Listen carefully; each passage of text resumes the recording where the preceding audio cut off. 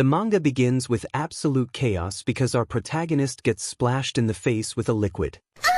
No, not that kind. It was a rude customer who apologized to the MC, saying he didn't know someone was there. Now this excuse would have been perfectly valid if our boy's named John Cena. But since that's not the case, he takes the L and keeps on grinding so he could buy the new Resident Evil 9. This is the daily life of our protagonist Akiyama, a 20-year-old who is a university student and works part-time in a traditional Japanese bar. If that wasn't enough, one of the female workers saw bro taking the L in real time. He goes over to another customer and pours him a drink, but the man specifically asks for Karin-chan. Looks like got too drunk and mistook this place for Hooters, as he is requesting for a 20-year-old girl to serve him drinks. He goes in the other room where Karin was taking to her coworkers. Despite going to the same university and having the same workplace, they haven't spoke to each other. Akiyama tries to call her but she is busy discussing her living situation with her homies. Left with no choice, he shouts her name on top of his lungs and does the trick because now he has not only hers, but everybody undivided attention. He briefs her about the customers wanting her to pour them drinks and she bolts instantly.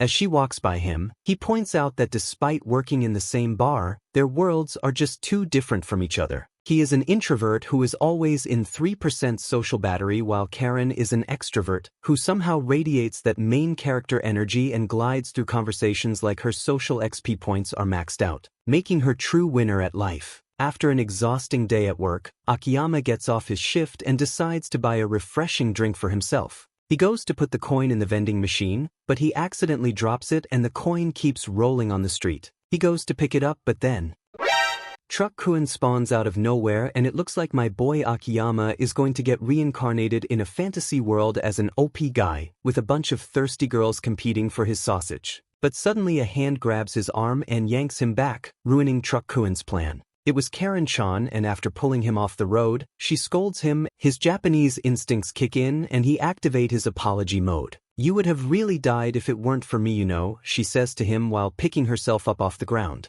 He thanks her for saving his life and tells her that he owes his life to her. With a smirk on her face, she repeats his words and by the looks of it, this manga is about to go down the hentai path. Turns out the author was just playing with us because in the next moment, we see Karin at Akiyama's apartment. He was flabbergasted after seeing her luggage and asked what was all that. Turns out her old place is getting torn down and she had to move out immediately. Akiyama asks if she is going to live here and mentions manga cafes as alternatives. Turns out she had considered that option, but it would be dangerous for a girl to live there. He is dumbfounded by her answer because living with a guy whose floor is covered with gunner grease is far more dangerous. Karin then looks at him and mockingly asks if he is going to take advantage of her if she stayed here. Just look at this man, he is wearing a crab t-shirt and probably hasn't touched a single blade of grass in years. His brain goes offline and she decides to look for a spot to put down her luggage. As she walks away, bro gets down on his knees and wonders if his day can get any worse than it already is.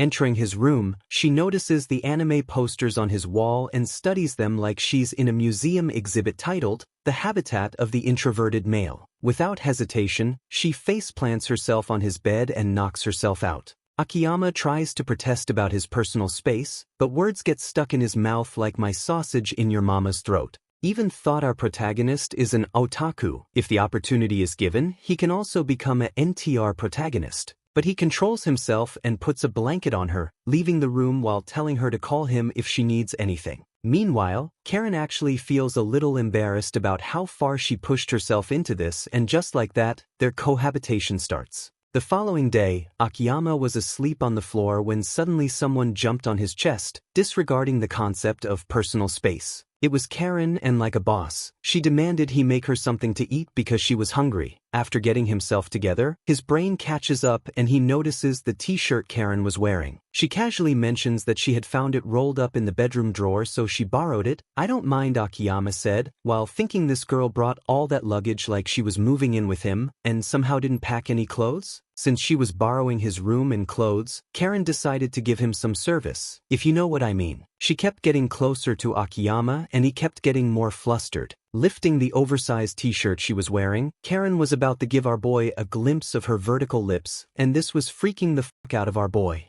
Finally, after lifting the shirt, it was revealed that she was wearing shorts beneath the oversized t-shirt and unknowingly gave Akiyama a glimpse of her jiggly puffs. After blue balling our MC, she grinned and told him that she was famous for being well-guarded and there's no way she is going to show him her vertical lips that easily. She then teases him, asks, "Don't boys like it when girls wear these kinds of clothes?" But this backfires big time when Akiyama starts spitting facts and tells her that girls only do this type of stuff with boys they are interested in. Her smirk turns into a blush and she starts smacking Akiyama for saying weird stuff in the morning. As he is getting smacked, Karin tells him that she is hungry and usually eats natto beans and miso soup for breakfast. This surprises him because he always thought that she always preferred pancakes over traditional Japanese breakfast. Anyways, Akiyama quickly whips up a quick meal and they both sit down to eat. While she was enjoying the meal he cooked, Akiyama was staring at her and couldn't believe that she was eating a natto beans like a normal person. Brother definitely needs to touch some grass. After tasting the miso soup, Karin asked if it was his first time making miso soup, but he excuses that he lives alone after all and isn't used to making traditional breakfast. She tells him that she'll make the next time using soup stock and asks if he wants any ingredient added to it. After finishing her meal, she thanks him for the food and asks if he has any plans. He tells her he's got classes even though he is off work and asks about her plans. She proudly announces that she doesn't have any classes or work for today, meaning she is completely free from any obligations. Out of nowhere, Karin reveals her plan of exploring his room, catching him off guard. Panicked, he asks her, "Shouldn't you be looking for a new apartment? Bro is definitely hiding some fat material in his room." She tilts her head and asks if he's trying to kick her out, in a tone that makes him feel like the unreasonable one somehow.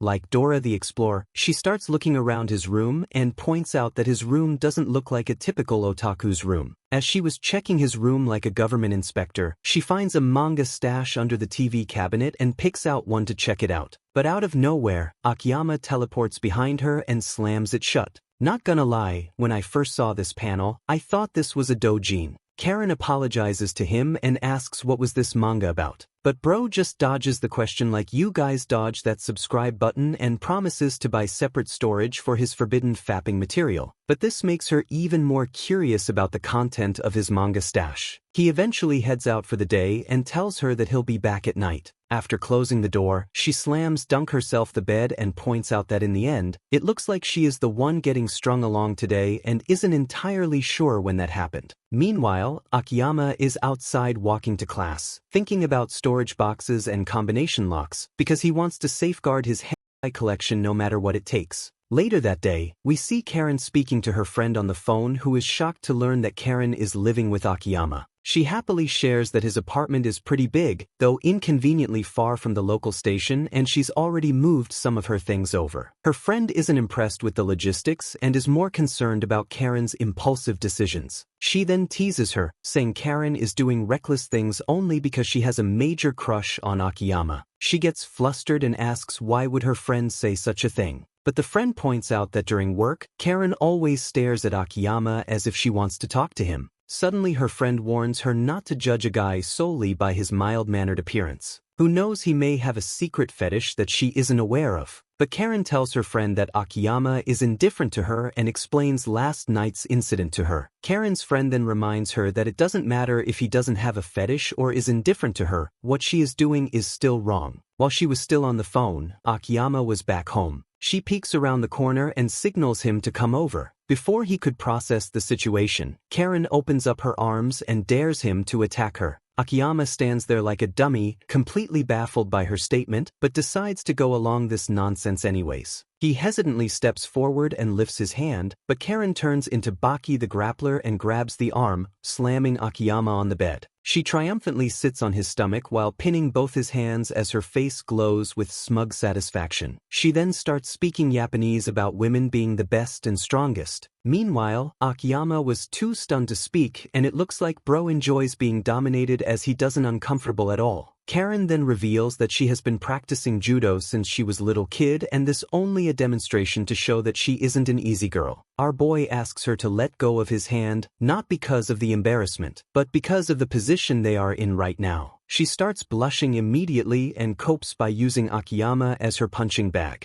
During this slapstick situation, her leg slips and she was about to fall off the bed, when suddenly Akiyama uses Gunner grip strength to post his left arm on the ground, while holding Karin with his right arm. He asks if she is alright, with their faces inches apart from each other. The result of this incident was an accidental yet perfectly romantic moment. But in typical rom-com manga fashion, this only earns him a slap because that's the way it is, right? Still reeling from the traumatic experience, Akiyama asks if her earlier comment about girls being the strongest and best came from magical girl Riruru anime. I'm sure AI is going to butcher the name. Karin blushes and quietly pulls something from her bag. She then thanks Akiyama for saving her earlier and apologizes for hitting him, leaving our boy surprised. Before Akiyama could fully process her sudden politeness, she spins around and whips out a magic wand, saying, "That's what Riruru would do." She digs back into her bag like it's a treasure chest and out comes a deck of cards, a DVD, stationery and plushies. Looking how much merch she has, Akiyama asks if she is an otaku. But upon that word, her mood turns sour as if being an otaku is something disgusting. Instead, she tells him that she just likes to collect different merch of favorite anime. All the while Akiyama points out that she was blushing after he called her an otaku. They sit on the bed and start talking about the Magic Girl anime, remembering how massive it was when it first aired.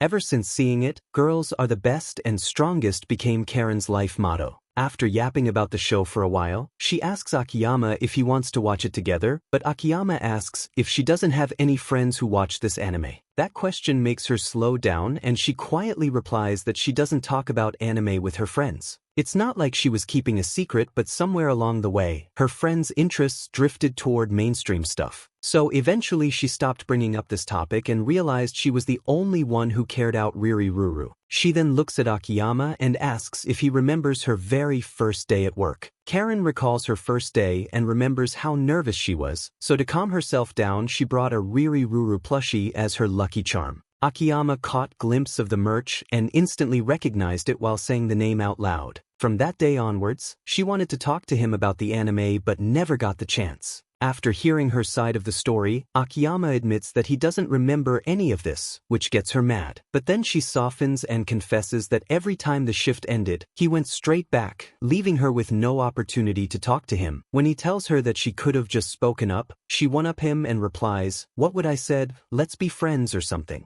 In a tender moment, she blushes and slowly extends her hand towards him. Summoning up all her courage, she asks if he would like to be friends with her. Touched by vulnerability and honesty, he shakes her hand and this puts a kawaii smile on her face. Then immediately, she arrives at a very convenient conclusion that since they are friends now and helping a friend in need is just what friends do, she supposes there is really no rush to find a new place after all. Before he can say a single word, she cheerfully announces she's going to take a bath now. The moment she disappears, his brain is sounding alarms because it hasn't even been a full month and he can already see exactly how a temporary situation becomes a permanent one. But still, nobody has ever directly asked him to be their friend, so he decides to play along for a while. He notices that Karin hasn't came out of the bathroom and wonders if taking long baths is something girls do all the time. His imagination immediately jumps to the worst possible scenario, so he gets up and decides to take a look. Acting on nothing but raw, unfiltered concern, he throws the door open and finds her calmly bathing like she has been doing this her whole life, and the concept of urgency simply does not apply to her. Their eyes meet and she instantly launches water at him while telling him to get out of here.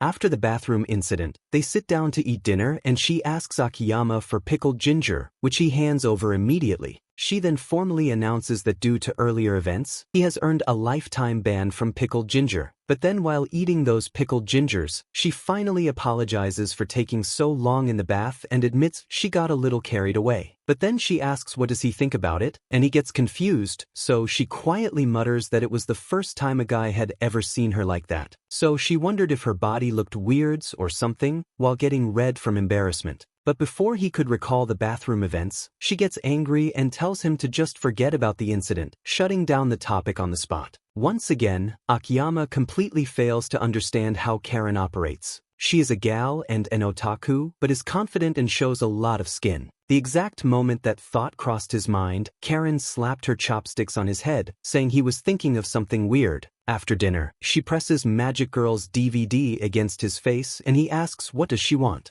It was a Riri Ruru anime DVD and she reminds him that he already agreed to watch it. The moment the opening music hits, a wave of genuine nostalgia rolls over them. Akiyama glances over at Karin, and she looks like a child who entered a candy shop for the very first time. Then she gets animated, pointing out a flying kick scene she used to replay frame by frame as a kid. But she catches him looking at her instead of the screen and immediately panics. He fumbles and tells her that she seemed different from usual, mostly because she isn't wearing any makeup and that this makes her look more childish. She then gets up and gaslights him into dancing with her because he saw her in the bathroom. As he dances with her, some clicks in his mind and he starts to understand the source of her confidence and cheerfulness. During their dance, someone rings the doorbell and Akiyama thinks it's probably the delivery man. They open the door together and upon looking at them all tired and sweaty, he concludes that Akiyama isn't a single virgin otaku like the people watching this video and tips his hat as a sign of respect for getting a girlfriend. She immediately asks what's inside and he tells her that it's some anime he ordered online. She insists on watching it together because that's what friends do. Not that you guys watching this video know anything about friends. Besides, she basically forced him into watching her favorite anime with him, so it's only fair that she now watches his favorite anime alongside him. Akiyama is touched by her kind-hearted words, so he pops the DVD.